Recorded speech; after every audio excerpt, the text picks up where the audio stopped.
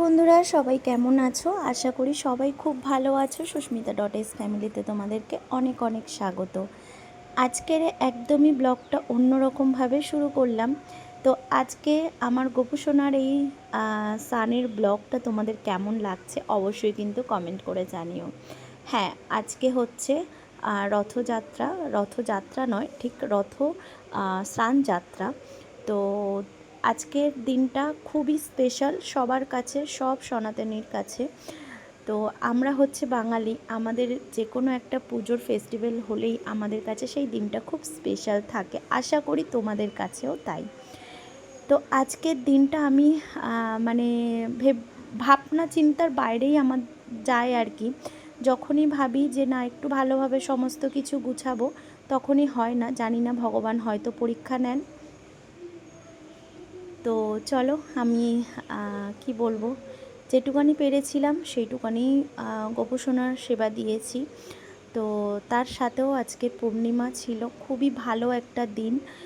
তো কিছু করার নেই, এখন আমাদের একটু সমস্যার মধ্যে যেতে হচ্ছে। তো সেই কারণে আমার গোপুসোনাদেরকে তো না খাইয়ে রাখা যায় না। তো সেই কারণে আমার গোপুসোনাকে আমি যেটুকানি পেরেছি, আর গোপুসোনার মধ্যেই আশা করি আমি যেটুকানি জানি সর্বদেব দেবীর বাস হয়। তো সেইটাই আমি মনে রেখে আর আমার গোপুসোনাকে আমি সুন্দর করে সাজিয়ে গুছিয়ে একদম একটু ফল দিয়ে, মিষ্টি বলতে মিছরি দিয়ে আর জল দিয়ে আমি ভোগ লাগিয়েছি আজকে।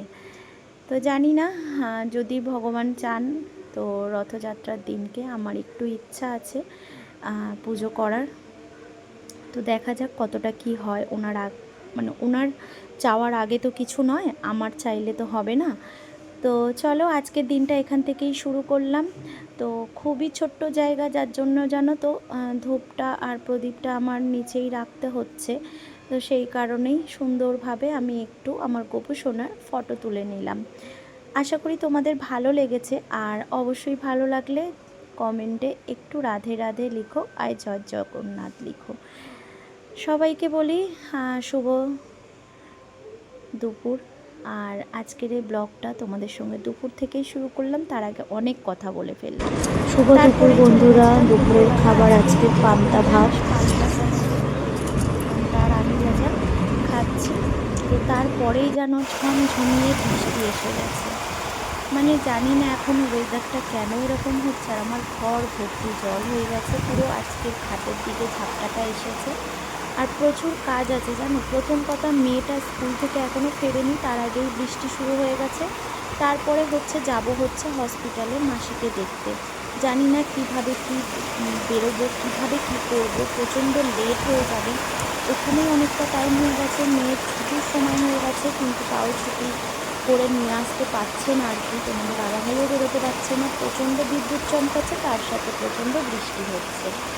তো জানি না এই আকাশটা কেন এরকম করে।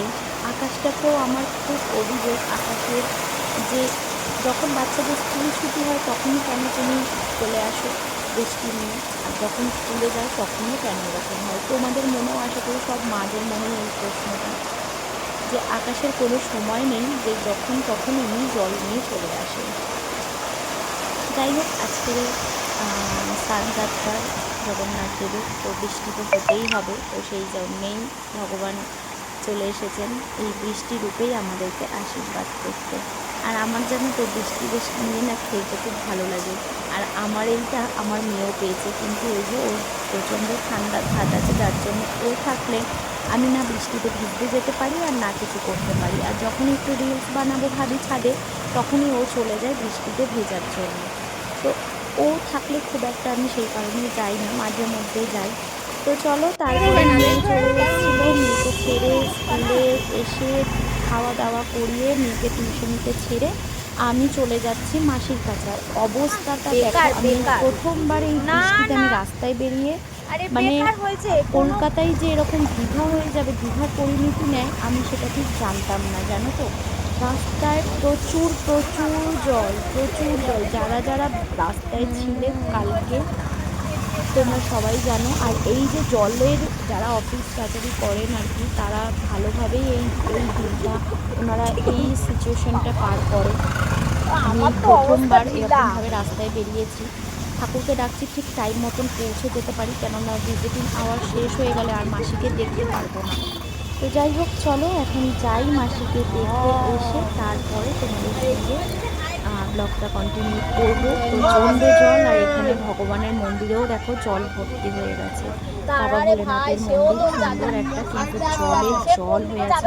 আমি তো শুধু দেখে জাস্ট পাগল হয়ে যাচ্ছি জানো। আশা করি তোমরা সবাই খুব ভালো আছো, সাবধানে থেকো। এখন কন্টিনিউ হতেই থাকবে বৃষ্টি, সব কটা গাড়ির চাকা পুরো ডুবে যাচ্ছে, এরকম একটা ব্যাপার।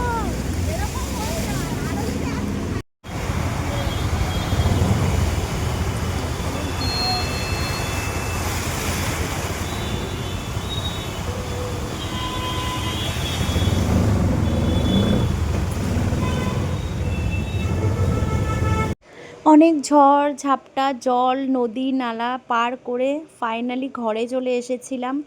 এসে একটু চা বিস্কুট খেয়ে তারপরে চলে গেছিলাম রান্নাঘরে রান্নার জোগাড় করতে।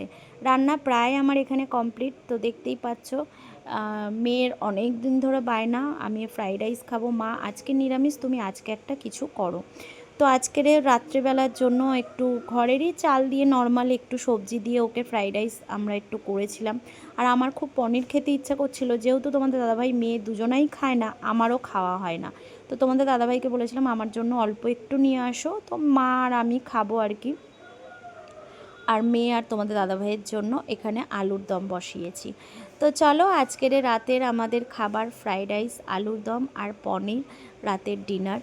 তো খুবই সিম্পলের মধ্যে, নিরামিষে ঠিকই আছে, এইরকম খাওয়া দাওয়া হলে বেশ খারাপ হয় না। তো তোমরা দুপুরের খাওয়া দাওয়া কি করেছিলে বা রাত্রে খাওয়া দাওয়ার কি করছো অবশ্যই কমেন্ট করে জানিও। তো আজকের আমাদের এই হয়েছে মেনু। তো রাত্রে দিনের বেলা তো দেখে রয়েছো তোমরা সবাই, আমরা পান্তা খেয়েছি, আর রাতের বেলা আমরা এখন এই ফ্রাইড রাইস নিয়ে বসে পড়েছি খাওয়া দাওয়া করতে। প্রচণ্ড খিদে পেয়েছে, আর মানে সন্ধ্যেবেলা ঠিক মতন সেরকম তো খাওয়া দাওয়া হয়নি, এসে একটু চা খেয়েছিলাম আর কিচ্ছু না। তো চলো, এখানে রান্নাবান্না সব কমপ্লিট, ফ্রাইড রাইস আর আলুর দম। তো আজকে রাতের খাবারটা দিয়ে তোমাদের সঙ্গে দিনটা শেষ করছি। আশা করি তোমরা সবাই খুব ভালো থেকো, সুস্থ থেকো, আর সবাইকে নিয়ে এইভাবেই হাসি খেলে সবাই মিলে মজা করে দিনটা কাটিয়ে দিও। আর তোমাদের দাদাভাই শশাটা দিয়ে গেছে দেখো কোথায়, তো আমি আবার একটু ঠিক করে দিলাম। তো তার সাথে আছে শশা, লেবু আর ফ্রাইড রাইস, পনির, আলুর দম। ব্যাস, আজকের খাবারটা রাতের জমে গেছে। তোমাদের এরকম নিরামিষ দিন এরকম খাবার ভালো লাগে কি না অবশ্যই কমেন্ট করে জানিও। আমিও কি বোকা তাই না, সবারই আশা করি খুবই ভালো লাগে, বাচ্চা থেকে বড়দের। নিরামিষ এই জিনিসগুলো খাবারে হলে আর কিছুই চাই না, তাই না? তো চলো, সবাইকে টাটা, সবাই ভালো থেকো, সুস্থ থেকো। নেক্সট ব্লগ দেখার জন্য এই ব্লগটা যারা যারা দেখছো ঝটপট করে সাবস্ক্রাইব করে দিও, আর লাইক করতে কিন্তু একদমই ভুলো না। কালকে আবারও তোমাদের সঙ্গে নতুন একটা ভিডিওতে খুব শিগগিরই দেখা হচ্ছে। টাটা। আর ব্লগটা যারা যারা এখনও দেখোনি ঝটপট করে তোমাদের স্ক্রিনে চলে গেছে, ব্লগটা দেখে নাও। সবাইকে জয় জগন্নাথ, জয় গোপাল, রাধে রাধে। আশা করি সবাই দিনটা ভালো যাক, সুস্থ যাক। শুভরাত্রি সবাইয়ের সাথে, টাটা।